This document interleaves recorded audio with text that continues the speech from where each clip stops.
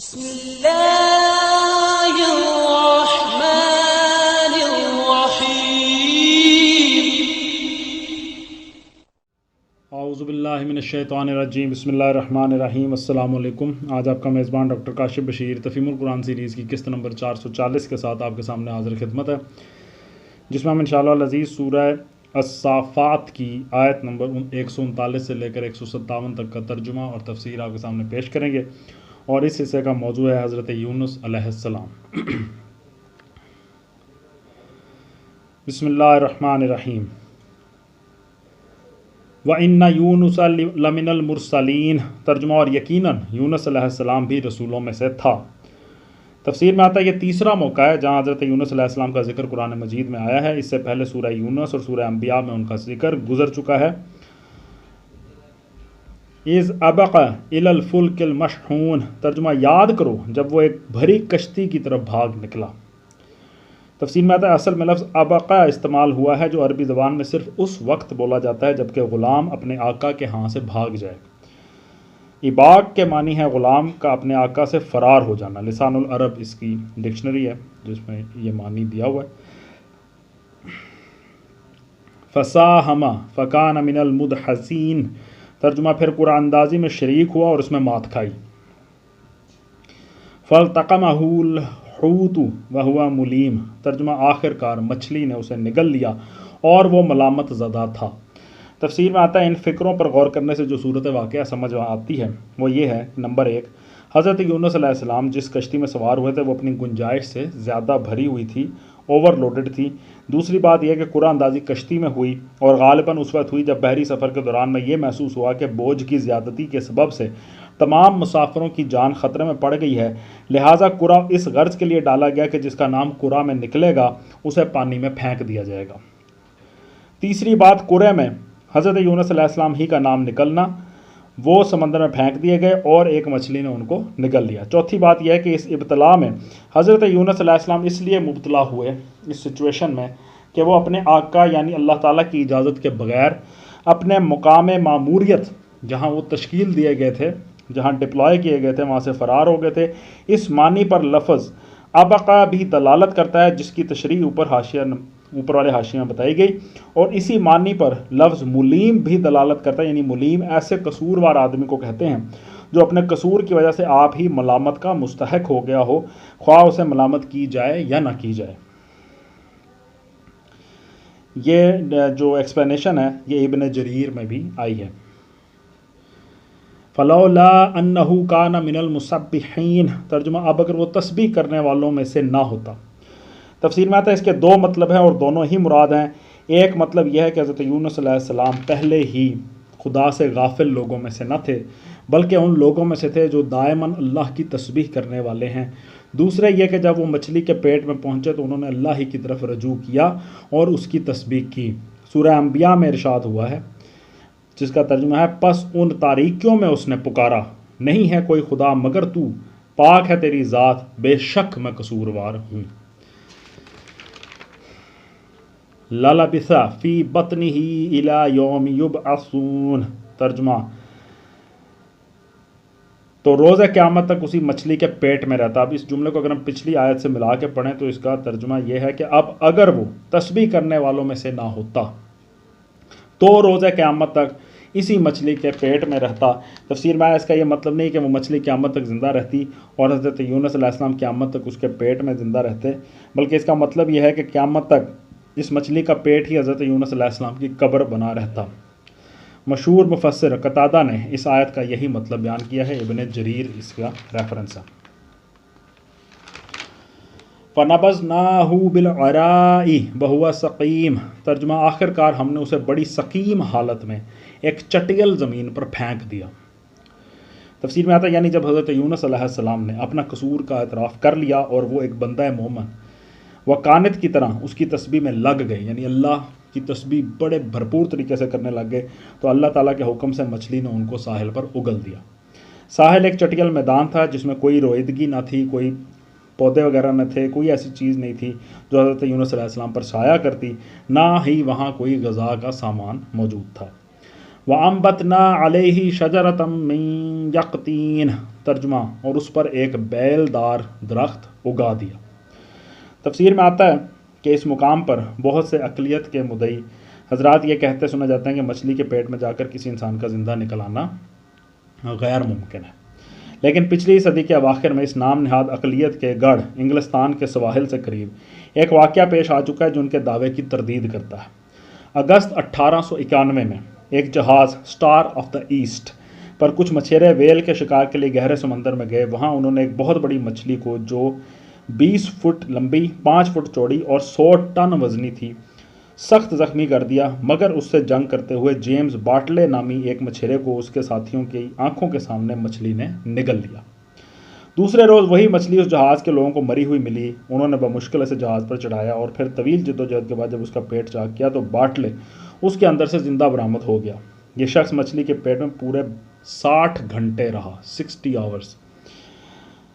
Urdu digest فروری 1964 میں یہ story شائع ہوئی ہے۔ غور کرنے کی بات ہے کہ اگر معمولی حالات میں فطری طور پر ایسا ہونا ممکن ہے تو غیر معمولی حالات میں اللہ تعالیٰ کے معجزے کے طور پر ایسا ہونا کیوں غیر ممکن ہے؟ اللہ تعالیٰ کے لیے کوئی چیز بھی غیر ممکن نہیں ہے، ہمارا ایمان ہے۔ اچھا، اب ہے بیلدار درخت۔ اصل الفاظ ہیں شجرۃ من یقطین۔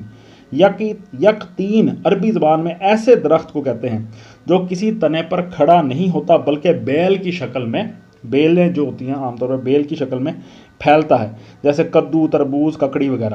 بہرحال وہاں کوئی ایسی بیل موجزانہ طریقے پر پیدا کر دی گئی تھی جس کے پتے حضرت یونس علیہ السلام پر سایہ بھی کریں اور جس کے پھل ان کے لیے بیک وقت غذا کا کام بھی دیں اور پانی کا کام بھی۔ وَأَرْسَلْنَاهُ إِلَىٰ مِائَةِ أَلْفٍ أَوْ يَزِيدُونَ، ترجمہ اس کے بعد ہم نے اسے 1 لاکھ یا اس سے زائد لوگوں کی طرف بھیجا۔ 1 لاکھ یا اس سے زائد لوگوں کی طرف بھیجا۔ تفسیر میں آتا ہے 1 لاکھ یا اس سے زائد کہنے کا مطلب یہ نہیں ہے کہ اللہ تعالیٰ کو ان کی تعداد میں شک تھا، بلکہ اس کا مطلب یہ ہے کہ اگر کوئی ان کی بستی کو دیکھتا تو یہی اندازہ کرتا کہ اس شہر کی آبادی 1 لاکھ سے زائد ہی ہوگی، کم نہیں ہوگی۔ اغلب یہ ہے کہ یہ وہی بستی تھی جس کو چھوڑ کر حضرت یونس علیہ السلام بھاگے تھے۔ ان کے جانے کے بعد عذاب آتا دیکھ کر جو ایمان اس بستی کے لوگ لے آئے تھے اس کی حیثیت صرف توبہ کی تھی، جسے قبول کر کے عذاب ان پر سے ٹال دیا گیا ہے۔ اب حضرت یونس علیہ السلام دوبارہ ان کی طرف بھیجے گئے تاکہ وہ نبی پر ایمان لا کر باقاعدہ مسلمان ہو جائیں۔ اس مضمون کو سمجھنے کے لیے سورہ یونس آیت نمبر 98 نگاہ میں رہنی چاہیے۔ فَآمَنُوا فَمَتَّعْنَاهُمْ إِلَىٰ حِينٍ، ترجمہ وہ ایمان لائے اور ہم نے ایک وقت خاص تک انہیں باقی رکھا۔ تفسیر میں آتا ہے حضرت یونس علیہ السلام کے اس قصے کے متعلق سورہ یونس اور سورہ انبیاء کی تفسیر میں جو کچھ ہم نے لکھا ہے اس پر بعض لوگوں نے اعتراضات کیے ہیں، اس لیے مناسب معلوم ہوتا ہے کہ یہاں دوسرے مفسرین کے اقوال بھی نقل کر دیے جائیں۔ مشہور مفسر قتادہ سورہ یونس آیت نمبر 98 کی تفسیر میں فرماتے ہیں، کوئی بستی ایسی نہیں گزری ہے جو کفر کر چکی ہو اور عذاب آ جانے کے بعد ایمان لائی ہو اور پھر اسے چھوڑ دیا گیا ہو۔ اس سے صرف قوم یونس مستثنا ہے۔ انہوں نے جب اپنے نبی کو تلاش کیا اور نہ پایا اور محسوس کیا کہ عذاب قریب آ گیا تو اللہ نے ان کے دلوں میں توبہ ڈال دی۔ ریفرنس ہے ابن کثیر جلد نمبر 2 صفحہ نمبر 433۔ اسی آیت کی تفسیر میں علامہ آلوسی لکھتے ہیں، اس قوم کا قصہ یہ ہے کہ یونس علیہ السلام موصل کے علاقے میں نینوا کے لوگوں کی طرف بھیجے گئے تھے۔ یہ کافر و مشرک لوگ تھے۔ حضرت یونس علیہ السلام نے ان کو اللہ وحدہ لا شریک پر ایمان لانے اور بتوں کی پرستش چھوڑ دینے کی دعوت دی۔ انہوں نے انکار کیا اور جھٹلایا۔ حضرت یونس علیہ السلام نے ان کو خبر دی کہ تیسرے دن ان پر عذاب آ جائے گا اور تیسرا دن آنے سے پہلے آدھی رات کو وہ بستی سے نکل گئے۔ پھر دن کے وقت جب عذاب اس قوم کے سروں پر پہنچ گیا اور انہیں یقین ہو گیا کہ سب ہلاک ہو جائیں گے تو انہوں نے اپنے نبی کو تلاش کیا مگر نہ پایا۔ آخر کار وہ سب اپنے بال بچوں اور جانوروں کو لے کر صحرا میں نکل آئے اور ایمان و توبہ کا اظہار کیا۔ پس اللہ نے ان پر رحم کیا اور ان کی دعا قبول کر لی۔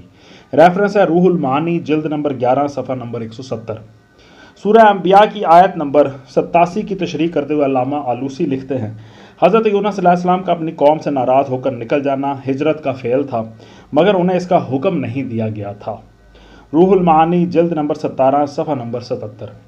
پھر وہ حضرت یونس علیہ السلام کی دعا کے فکر انی کنتو من الظالمین کا مطلب یوں بیان کرتے ہیں، یعنی میں قصوروار تھا کہ انبیاء کے طریقے کے خلاف हुक्म आने से पहले हिजरत करने में जल्दी कर बैठा। यह हज़रत यूनुस अलैहिस्सलाम की तरफ से अपने गुनाह का एतराफ़ और तौबा का इजहार था ताकि अल्लाह ताला उनकी इस मुसीबत को दूर फरमाए। रेफरेंस है रूहुल मानी, जिल्द नंबर 17, सफ़ा नंबर 78। मौलाना अशरफ अली साहब थानवी का हाशिया इस आयत पर यह है कि वो अपनी कौम पर जबकि वो ईमान न लाई खफा होकर चल दिए और कौम पर से अजाब टल जाने के बाद भी खुद वापस न आए और इस सफ़र के लिए हमारे हुक्म का इंतज़ार न किया। रेफरेंस है बयानुल कुरान। इसी आयत पर मौलाना शब्बीर अहमद उस्मानी हाशिया में फरमाते हैं, कौम की हरकत से खफा होकर गुस्से में भरे हुए शहर से निकल गए, हुक्म इलाही का इंतज़ार न किया और वादा कर गए कि 3 दिन के बाद तुम पर अजाब आएगा। इन्नी कुन्तु मिनज़ ज़ालिमीन, अपनी खता का एतराफ़ किया कि बेशक मैंने जल्दी की कि तेरे हुक्म का इंतज़ार किए बगैर बस्ती वालों को छोड़कर निकल खड़ा हुआ। सूरह साफ़ात की आयात बाला की तशरीह में इमाम राजी लिखते हैं, हज़रत यूनुस अलैहिस्सलाम का कसूर यह था कि अल्लाह ताला ने उनकी इस कौम को जिसने उन्हें झुटलाया था हलाक करने का वादा फरमाया, ये समझे कि यह अजाब लामहाला नाजिल होने वाला है, इसलिए उन्होंने सब्र न किया और कौम को दावत देने का काम छोड़कर निकल गए। हालांकि उन पर वाजिब था कि दावत का काम बराबर जारी रखते, क्योंकि इस अमर का इम्कान बाकी था कि अल्लाह इन लोगों को हलाक न करे। रेफरेंस है तफसीर कबीर, जिल्द नंबर 7, सफ़ा नंबर 158। अल्लामा आलूसी इज़ अबका इलल फुल्किल मशहून पर लिखते हैं, अबक के असल मानी आका के हैं, आका के हाँ से यानी आका के पास से ग़ुलाम के फ़रार होने के हैं। चूँकि हज़रत यूनुस अलैहिस्सलाम अपने रब के इज़्न के बगैर अपनी कौम से भाग निकले थे, इसलिए इस लफ्ज़ का इतलाक़ उन पर दुरुस्त हुआ। फिर आगे चलकर लिखते हैं, जब तीसरा दिन हुआ तो हज़रत यूनुस अल्लाह ताला की इजाज़त के बगैर निकल गए। अब जो उनकी कौम ने उनको न पाया तो वो अपने बड़े और छोटे और जानवरों सबको लेकर निकले और नज़ुल अज़ाब उनसे करीब था। बस उन्होंने अल्लाह ताला के हुज़ूर जारी की और माफ़ी मांगी और अल्लाह ने उन्हें माफ़ कर दिया। रूहुल मानी, जिल्द नंबर 23, सफ़ा नंबर 130। मौलाना शब्बीर अहमद साहब वहुआ मुलीम की तशरीह करते हुए फरमाते हैं, इल्ज़ाम यही था कि ख़िताए इज्तिहादी से हुक्म इलाही का इंतज़ार किए बगैर बस्ती से निकल पड़े और अजाब के दिन की तायीन कर दी। फिर सूरह अल कलम की आयत फ़स्बिर लिहुक्मि रब्बिका वला तकुन का साहिबिल हूत पर मौलाना शब्बीर अहमद साहब का हाशिया यह है, यानी मछली के पेट में जाने वाले पैगंबर हज़रत यूनुस अलैहिस्सलाम की तरह मुकज़्ज़बीन के मामले में तंग दिली और घबराहट का इजहार न कीजिए। और इसी आयत के फ़िक्रा वहुआ मखजूम पर हाशिया तहरीर करते हुए मौलाना फरमाते हैं, यानी कौम की तरफ से गुस्से में भरे हुए थे, झिंझला कर शताबी अजाब की दुआ की, बल्कि पेशीन गोई भी कर बैठे। मुफस्सिरीन के इन बयानात से ये बात वाज़ेह हो जाती है कि 3 कसूर थे जिनकी वजह से हज़रत यूनुस अलैहिस्सलाम पर अताब हुआ। एक ये कि उन्होंने अजाब के दिन की खुद ही तायीन कर दी, हालांकि अल्लाह ताला की तरफ से ऐसा कोई ऐलान नहीं हुआ था। दूसरे ये कि वो दिन आने से पहले हिजरत करके मुल्क से निकल गए, हालांकि नबी को उस वक्त तक अपनी जगह नहीं छोड़नी चाहिए जब तक अल्लाह ताला का हुक्म ना आ जाए। तीसरे ये कि जब उस कौम पर से अजाब टल गया तो वापस नहीं गए।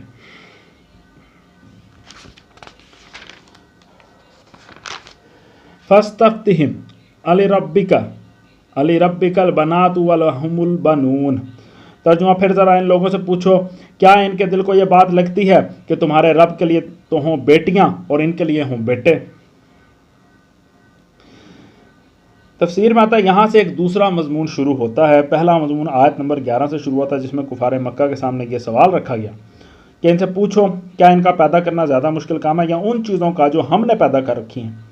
अब उन्हीं के सामने ये दूसरा सवाल पेश किया जा रहा है। पहले सवाल का मंशा कुफार को उनकी इस गुमराही पर मुतनब्बे करना था कि वो ज़िंदगी बाद मौत और जज़ा सदा को गैर मुमकिनुल वकू समझते थे और इस पर नबी सल्लल्लाहु अलैहि वसल्लम का मजाक उड़ाते थे।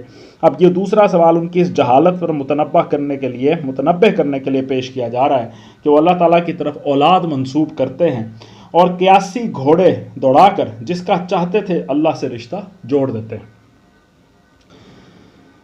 मज़ीद आया रवायात से मालूम होता है कि अरब में कुरैश, जुहैना, बनी सलिमा, खुज़ा, बनी मुलैह और बाज़ दूसरे कबाइल का अकीदा ये था कि मलाइका यानी फ़रिश्ते अल्लाह ताला की बेटियां हैं। कुरान मजीद में मुताद्दिद मकामात पर इनके इस जाहिलाना अकीदे का जिक्र किया गया है। ام خلقنا الملائکۃ اناثا وہم شاہدون. ترجمہ کیا واقعی ہم نے ملائکہ کو عورتیں ہی بنایا ہے؟ الا انہم من افکہم لیقولون، اور یہ آنکھوں دیکھی بات کہہ رہے ہیں. خوب سن رکھو، دراصل یہ لوگ اپنی من گھڑت سے بات کہتے ہیں. ولد اللہ وانہم لکاذبون. ترجمہ کہ اللہ اولاد رکھتا ہے اور فی الواقع یہ جھوٹے ہیں. اصطفى البنات علی البنین. ترجمہ کیا اللہ نے بیٹوں کے بجائے بیٹیاں اپنے لیے پسند کر لیں؟ ما لکم کیف تحکمون. ترجمہ تمہیں کیا ہو گیا ہے، کیسے حکم لگا رہے ہو؟ افلا تذکرون. کیا تمہیں ہوش نہیں آتا؟ ام لکم سلطان مبین. یا پھر تمہارے پاس اپنی ان باتوں کے لیے کوئی صاف سند ہے، کوئی دلیل ہے. فاتو بکتابکم ان کنتم صادقین. ترجمہ تو لاؤ اپنی وہ کتاب اگر تم سچے ہو. تفسیر میں آتا ہے یعنی ملائکہ کو اللہ تعالیٰ کی بیٹیاں قرار دینے کے لیے دو ہی بنیادیں ہو سکتی ہیں. یا تو ایسی بات مشاہدے کی بنا پر کہی جا سکتی ہے، یا پھر یعنی کسی نے دیکھا ہو، آبزرو کیا ہو، یا پھر اس طرح کا دعویٰ کرنے والے کے پاس کوئی کتاب الہی ہونی چاہیے، کوئی سند ہو، کوئی الہامی کتاب ہو جس میں اللہ تعالیٰ نے خود یہ فرمایا ہو کہ ملائکہ میری بیٹیاں ہیں. اب اگر اس عقیدے کے قائلین نہ مشاہدے کا دعویٰ کر سکتے ہیں، ظاہر ہے کسی نے دیکھا ہی نہیں، اور نہ کوئی کتاب الہی ایسی رکھتے ہیں جس میں یہ بات کہی گئی ہو، تو اس سے بڑی جہالت و حماقت اور کیا ہو سکتی ہے کہ محض ہوائی باتوں پر ایک دینی عقیدہ قائم کر لیا جائے اور خداوند عالم کی طرف ایسی باتیں منسوب کی جائیں جو صریحاً مذہب کا انگیز ہیں. صدق اللہ العلی العظیم. الحمدللہ. آج ہم نے سورہ صافات کی آیت نمبر 157 تک کا ترجمہ تفسیر آپ کے سامنے پیش کیا. اللہ تعالیٰ کا لاکھ لاکھ شکر ہے، اس کی تمام نعمتوں کا، تمام رحمتوں کا، تمام آسانیوں کا، تمام ان توفیقوں کا جن کی بدولت ہم کوئی بھی نیکی کا کام کرنے کے قابل ہو سکتے ہیں اور جن کی بدولت ہم کسی برائی سے بچ جاتے ہیں. اللہ تعالیٰ سے دعا ہے اللہ تعالیٰ ہماری ناشکریوں سے درگزر فرمائے اور اس سلسلے کی برکت سے ہم سب پڑھنے والوں، سب سننے والوں کی مغفرت فرمائے اور ہمیں زیادہ سے زیادہ اس پیغام کو لوگوں تک پہنچانے کی توفیق عطا فرمائے. اسی دعا کے ساتھ آپ سے اجازت چاہیں گے. اپنا بہت خیال رکھیں. آپ لوگوں کا بہت بہت شکریہ. اللہ حافظ.